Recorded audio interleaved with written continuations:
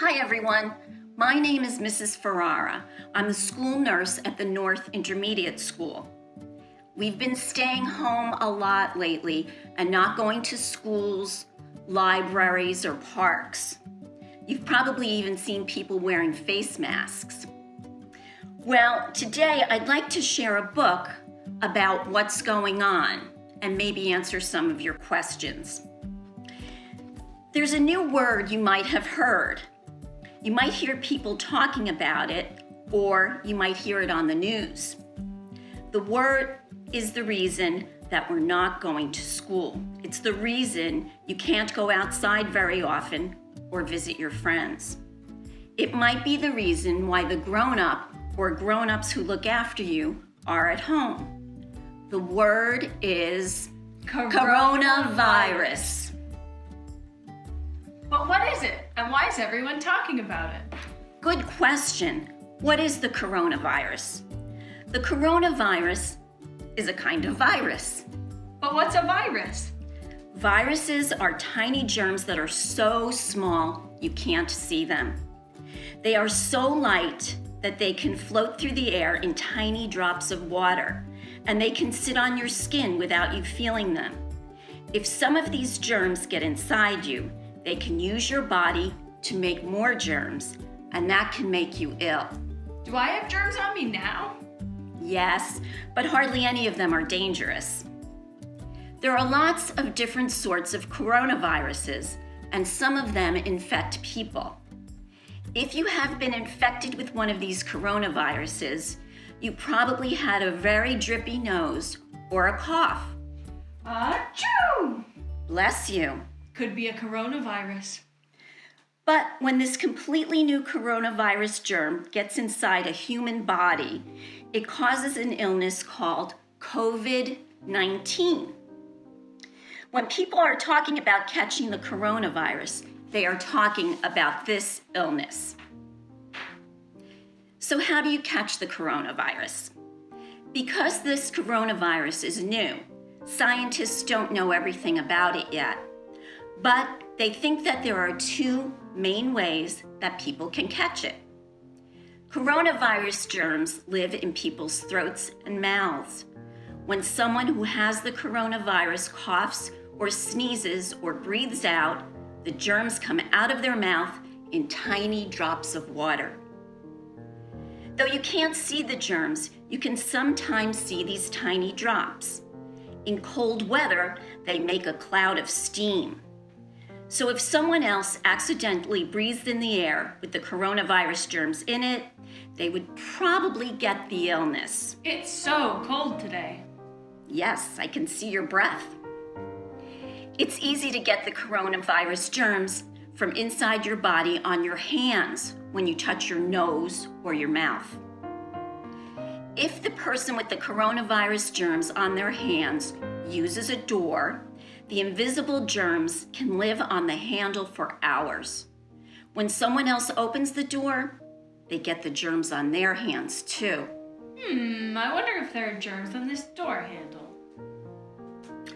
And if they touch their nose or mouth, the germs can get into their body. No! So you can catch the coronavirus by touching things that someone with the virus has already touched.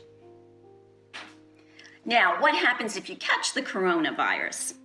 Some people, particularly most children, hardly feel ill at all when they get the coronavirus. If they still have coronavirus germs in their body, they could give it to someone else by mistake. But I feel fine, Mom. When they get the coronavirus, lots of people get coughs and a high temperature. Some people also have a headache or aches all over their body. People are usually ill for a few days, but bodies are amazing things. When a new germ, like a coronavirus, gets into somebody's body, their body knows that the germ shouldn't be there and starts killing it. I feel really awful. The body has an amazing weapon against viruses called antibodies. Tiny cells in your blood make antibodies to fight each different virus invader. The antibodies catch the viruses, then the blood cells swallow them up and destroy them, and then the person gets better. Each of us has more than 10 billion different kinds of antibody inside of us. I'm better now. Hooray for antibodies. That means that there are more different antibodies inside of you right now than there are people in the whole wide world. So why are people worried about catching the coronavirus? Nearly everyone has a body that is healthy enough to fight the coronavirus. But there are some people who find it harder because their bodies aren't as strong. They might be people who are more than 70 years old or already have other illnesses like cancer that might make their bodies weaker. I need to be extra careful. And me. They need more help to fight the coronavirus. This means they have to go to the hospital and they might need to use a special machine called a ventilator to help them breathe. We'll get you to the hospital in no time. However, sometimes this might not be enough to help them get better, and if that happens, sadly, they may die. That's why these people really need to stay at home, away from anywhere they might catch the coronavirus. I'll dance in my living room instead. They won't be able to have visitors. That might mean you won't be able to go and visit some of your family for a while to keep them safe. Hi, Granny. How are you today? Is there a cure for the coronavirus? Most people might get better from the coronavirus all by themselves, but doctors and scientists want to help everyone do that quickly and safely. Doctors don't have a cure for the coronavirus yet because it's a new illness. Some medicines that doctors already know about might help, so they are trying them out on people who are ill. But even if they don't work, scientists are also working on making completely new medicines for the coronavirus that no one has ever had before. I hope this new medicine works. Another thing that scientists are working on is a vaccine. A vaccine is a special medicine that is usually injected into your body while you are healthy. Inside the medicine are weak or dead virus germs. The antibodies in your blood can practice killing these germs so that if you catch the virus, they can start fighting the live virus germs faster. All done. You probably already had some vaccines when you were a baby, so that means you won't get some illnesses. I was vaccinated when I was little, and so now I can't get measles. It takes many months to make a new medicine. Before you can give it to lots of people, you have to make sure that it is safe for everyone. So you have to try it out carefully on a few people at a time. Then, when you know it works and it is safe, you have to make enough for everyone who needs it. So why are some places that we normally go to closed? Although lots of people will get better from the coronavirus, it's really important that people who might become very ill don't catch it. This means we need to make sure that as few people as possible get the coronavirus, so we don't pass it on to anyone that might get very ill. And if lots of people get ill and have to go to the hospital at the same time, the hospitals will get too busy to look after them properly. It's so easy to get the coronavirus that we need to be very careful that we don't get too near people who don't live with us. School's closed. Hooray! School's closed. Boo. And that's why all the places where lots of people gather, like schools and libraries, are closed at the moment. The government of this country has said that people can only go outside their homes if they really, really need to. Some people, like doctors or nurses or people who work in grocery stores or people who deliver things to our homes, have to get out of their homes to go to work. I'm working with nurses to help people who are ill. I'm working at the grocery store so you can still buy food.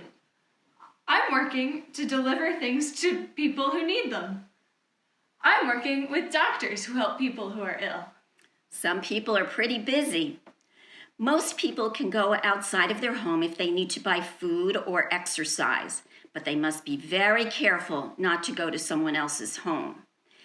If you or anyone in your family feels ill and thinks they might have the coronavirus, you can't come out of your home at all for 2 weeks. We have to stay at home to protect people who will find it hard to fight the coronavirus. So, what's it like to be home all the time? Sometimes being at home with the people you live with can be great fun. You can do things together that you wouldn't normally do when you are at school or when grown-ups are at work. But sometimes I feel bored, and sometimes I miss my friends, and sometimes I feel angry, and sometimes I feel sad. These are all normal things to feel, and everyone who lives with you probably feels the same way sometimes, even if they try not to show it.